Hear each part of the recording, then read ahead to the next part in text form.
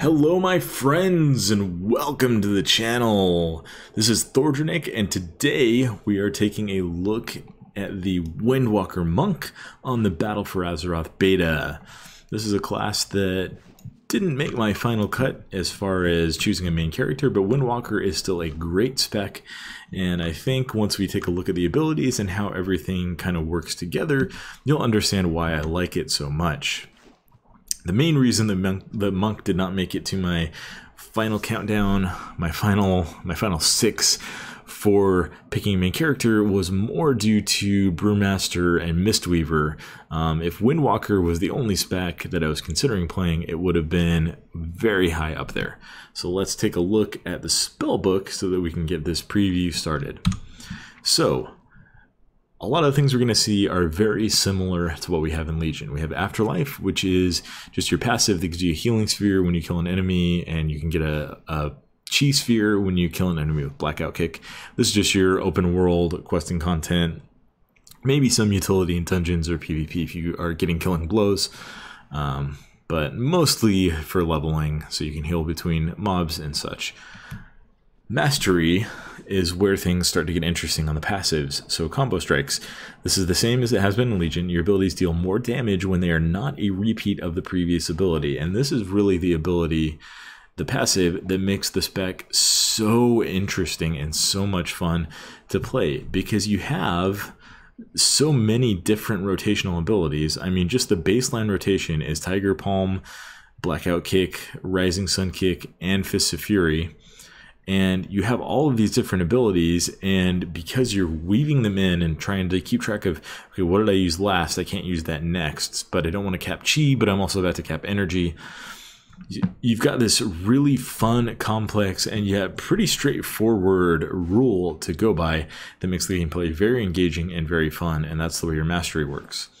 You want to be using this on every single ability other than your opening Tiger Palm, probably, or maybe even your opening Flying Serpent Kick. You want to be keeping your mastery active on every single ability that you can for that sweet, sweet, huge damage buff. If you're using the same ability twice in a row, multiple times as a Windwalker, not as a Mistweaver, as a Windwalker, you're missing out on a ton of damage. It's one of the few specs in the game that have such an unforgiving mechanic built in. But that's really cool. That is a really huge ability. Next, this is a new passive, Mystic Touch. Your damage weakens the target, increasing physical damage taken by 5%. Monks are the only class in the game that provide this buff, so it will be a very important consideration for raid leaders to make sure that you have at least one monk in your raid party who's going to be tagging all enemies that you're fighting. And then Windwalking, which gives you and your allies that are close to you 10% increased movement speed. So let's take a look at the active abilities. So the way that Windwalker works, the resource system, is you have energy and chi. This is very similar to energy and combo points that other classes like rogues and druids have access to.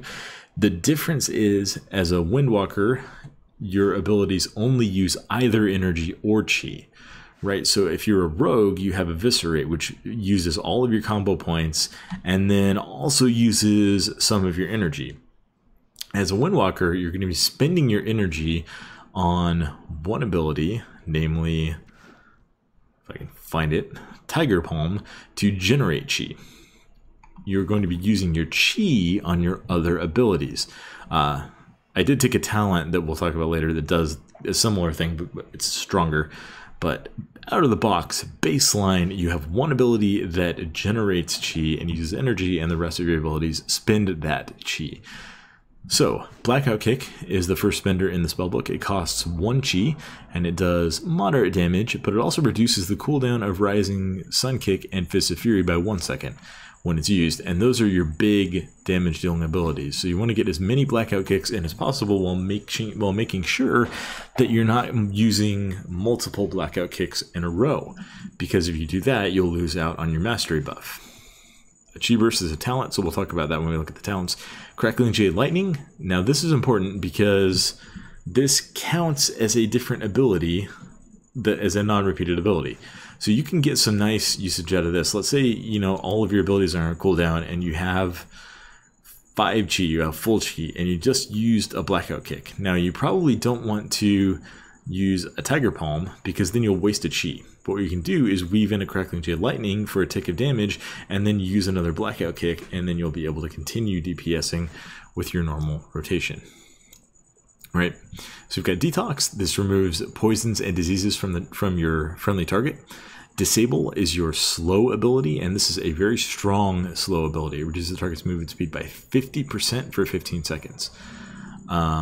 If you already have a target, if the target that you are attacking is already snared, they will instead be rooted for 8 seconds. So this is a very strong piece of the Monk toolkit. It's going to see good use in some Mythic Plus scenarios. If, let's say, your tank needs to drop his necrotic stacks, you can make sure that one of the mobs is not going to get to him. But it's more. This is mostly for PvP. It's like a super strong version of Hamstring because of that root ability that has built in. Fist of the White Tiger is a talent. We'll talk about that on the talent tree. Fists of Fury is your big 3 chi spender. So it hits all targets in front of you for damage over 3.5 seconds. Now that channel might sound kind of wonky or kind of weird to play with. And to be honest, it is a little bit strange to play with as a melee DPS having a channel.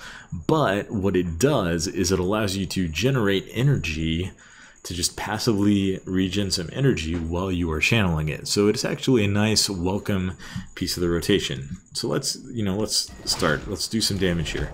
So we're attacking this mob and we're pretty much out of energy now. But if you use Fists of Fury, you have 3.5 seconds and that fills up over half of your energy bar.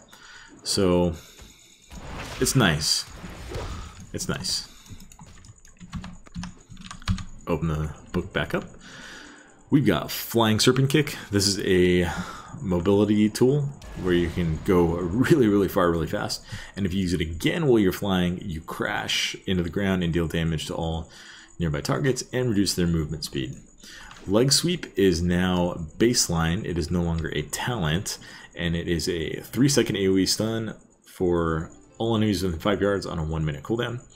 Paralysis is your other important crowd control ability. It does have a 45-second cooldown, so you need to be aware of when you're using it and try not to waste it. And it does break on damage. Provoke is your taunt, which you really only want to use in group saving situations. As a Windwalker, you are pretty squishy if you get a mob beating on you. So you want to use this with caution, probably only to peel something off of the healer. Resuscitate is your resurrection. Ring of Peace is a talent. Rising Sun Kick is your other big hitting ability along with Fist of Fury. This does less damage, but it doesn't have a channel. It has a shorter cooldown, and it has a Mortal Strike effect to it. Costs 2 chi, very strong ability that you want to be using on cooldown. Roll is your basic mobility tool, so you can roll in any direction you want to. Let's show off that kind of splash for Flying Serpent Kick. So you can just use it there and you'll hit all enemies within 8 yards for some damage.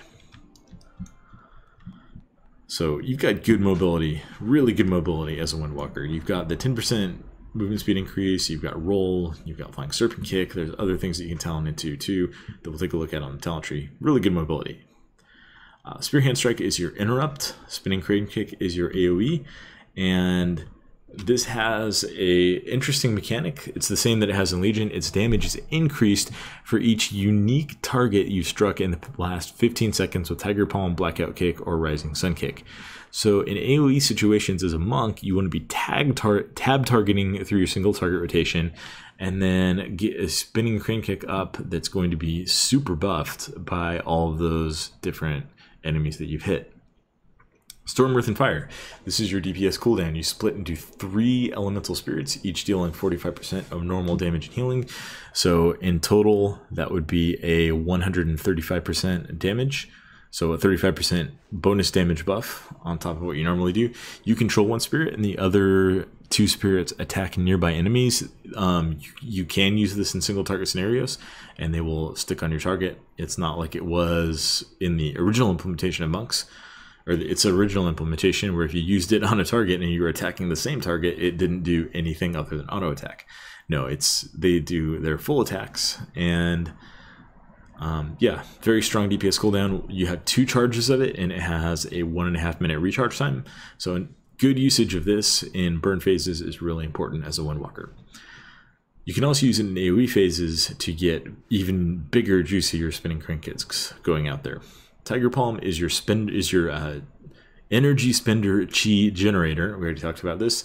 The one thing to note is it has an 8% chance to make your next blackout kick cost no chi. So you want to be using that buff without using multiple blackout kicks in a row as often as you can. And it does generate 2 chi. Tiger's Lust is a talent. Touch of Death it was originally your execute as a monk. Now it's just a big damage ability. So you inflict mortal damage to an enemy, causing the enemy to take 50% of your health in damage after 8 seconds. And during that 8 seconds, 10% of all other damage you deal to the target will be added to that final damage dealt. So if you can pop this on a target and then get, maybe you pop Storm, Earth, and Fire and you do huge damage to that target, then they will take extra damage once it expires. So big DPS cooldown that you want to play with well as a Windwalker. Touch of Karma is your defensive, and it not only causes you to take less damage, but it actually redirects damage that you take to the enemy that you place it on. This is a very strong ability, and it's got some cheese potential, but you have to note that the damage cannot exceed 50% of your maximum health. So if you do something like slap this on the boss and then taunt the boss, you're probably still going to get one shot. I've tried that before in the past. I actually got yelled at by my main tank in Mists of Pandaria for almost wiping the raid by messing up their buffs trying to pull that off. We all survived, and I ended up on top of the DPS charge for that, but I got yelled at, and it was kind of sketchy. Probably shouldn't have done that. Transcendence is just another mobility tool that all monks have. So you leave your spirit behind, and then you can transfer to it, and you will swap positions with it. So neat little mobility tool. Vivify is your heal. It costs 30 energy, it has a short cast time, and it will heal you for a decent amount. It's about 10% of your health. Gonna depend on your attack power. Rolling Dragon Punch is a talent. We'll talk about that. Zen Flight, this is just a fun little ability. You can't use it in the class hall because you can't fly here. Zen Pilgrimage, you still have. It takes you to your class hall, and that wraps up the active abilities. So let's take a look at the talent tree. Now, not a lot has changed in the talent tree. There are a couple of differences, but we'll just go through each tier. So we've got Eye of the Tiger. This is still here. This is just passive damage from Tiger Palm, passive healing from Tiger Palm. Simplest ability that you can use in rotation. But it does have the disadvantage of being a passive, so it doesn't give you another ability to weave in to maintain your mastery buff. Whereas Chi Wave and Chi Burst both do give you that. So you're generally going to take one of these two.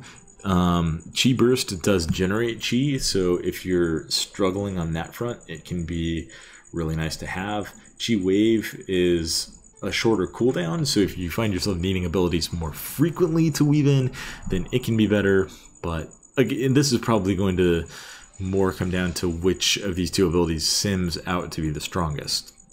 Right, tier 30, we've got the mobility tool. My favorite right here is Tiger's Lust. This is a 6-second sprint that removes all roots and snares on a 30-second cooldown. That is really, really strong.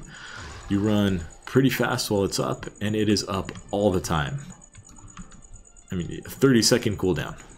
30-second cooldown for a sprint. That's just crazy. Chi Torpedo gives you a sprint attached to your roll. It replaces your roll, and yeah, decent all-around ability. It's the same recharge time as your roll, but it does give you that 30% sprint for 10 seconds afterwards that stacks up to 2 times. Personally, I prefer to have Tiger's Lust so that you can have both a sprint that's not attached to your roll as well as your rolls. And then there's Celerity, which reduces the cooldown of roll by 5 seconds and increases the maximum number of charges by 1. So if you find yourself needing to use roll every 10 to 15 seconds in an encounter to reposition or get out of the bad, and you can't figure out a way to use one of the other abilities toward that end, then Celerity might see some use depending on how fights are designed. Tier 45. This tier is one of the most different tiers compared to live. So we've got Ascension, which increases your maximum chi, maximum energy, and your energy regeneration. Pretty much the same as it is on live. Then we've got Fist of the White Tiger. This is your artifact ability baked into, or changed into, a talent that doesn't quite have the same Legion artifact flare to it.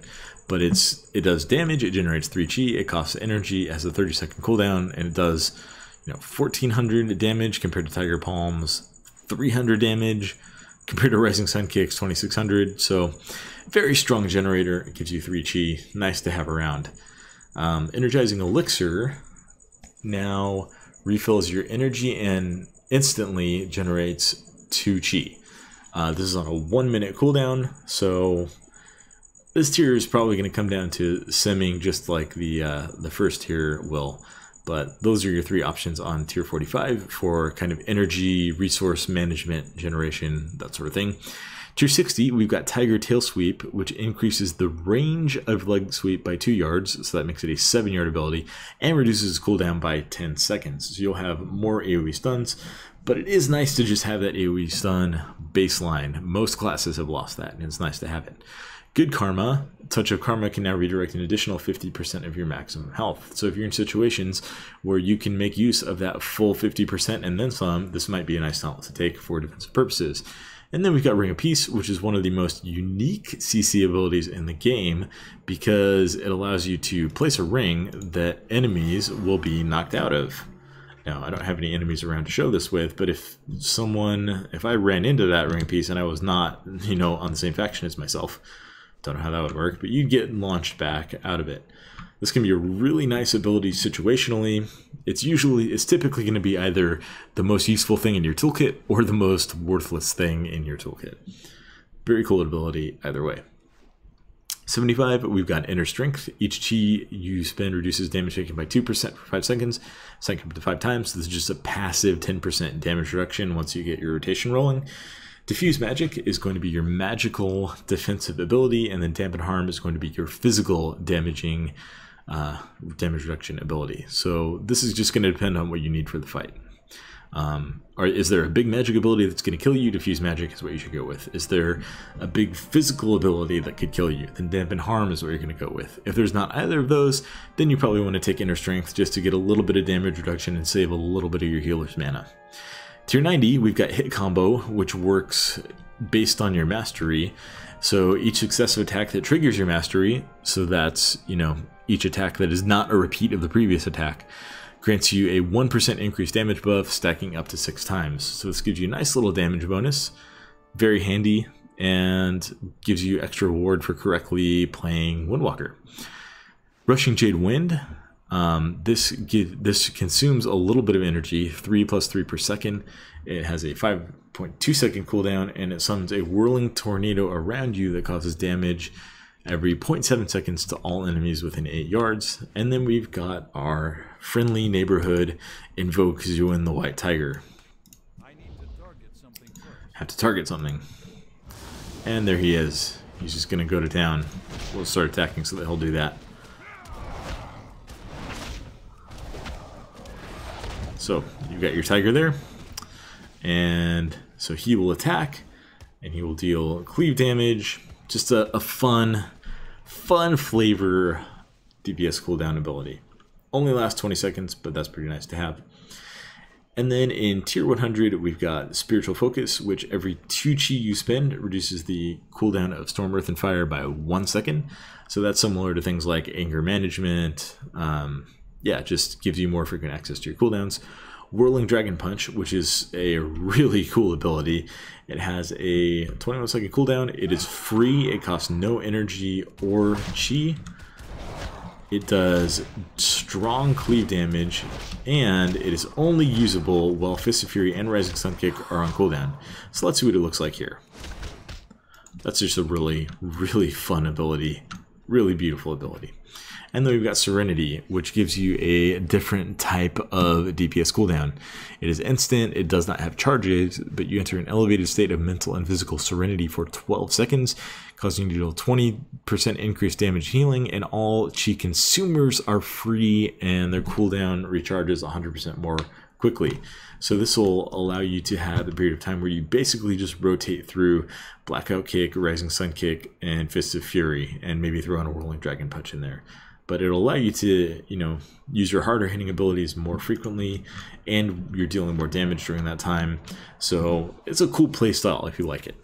personally, I like Whirling Dragon Punch because getting a new, really cool looking ability is always fun.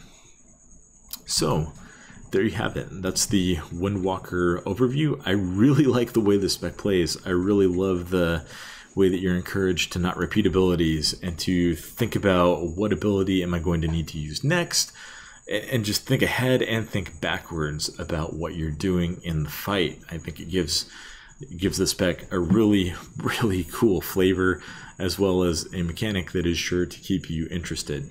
So I hope you enjoyed this video. If you made it this far, consider subscribing to the channel. We're putting out either a video or a stream just about every day as we wrap up Legion and head into Battle for Azeroth. So if you like what you see, consider subscribing, consider supporting the channel in that way. We're also on Twitch and Twitter. Those links are in the channel's info, and I will include them in the video description as well. And until next time, thank you, have a great day, and bye-bye.